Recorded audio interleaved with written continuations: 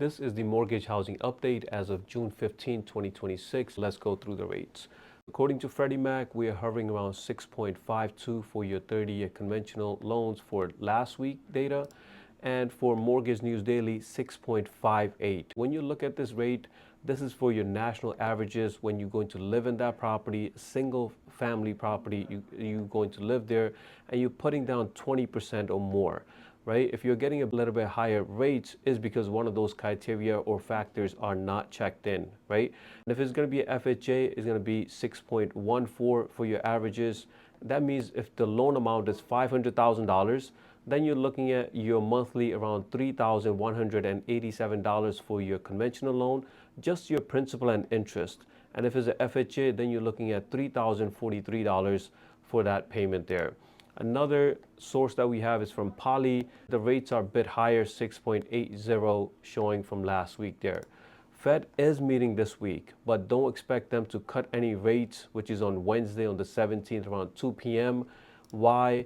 Mainly because your inflation data that we received last week for a month of May, it went even higher compared to April. It went up to 4.2. So in order to bring this down, Fed would not cut rates. Maybe they would hike rates. We're not expecting that either, but don't expect them to cut any rates just by looking at this data. The second is your unemployment at 4.3, but the biggest concern they have is for inflation as of today. Also this week on Wednesday, we're going to receive pending home sales. Let's see how they react to that market as well. And first-time home buyers, finally, seeing some improvements. 35% of the buyers were first-time home buyers. But you can see that the prices, around 25% of the home prices are still sold above the list price. It is down year over year around 28%, but 21% higher compared to a month ago. And typically, people are going under contract and closing in 30 days. And one last thing is that if you want to go with a mortgage option, there's called HomeOne. This is a great loan program, which is a conventional loan program. You can put down 3%, even lower than FHA. But you have to live in that property.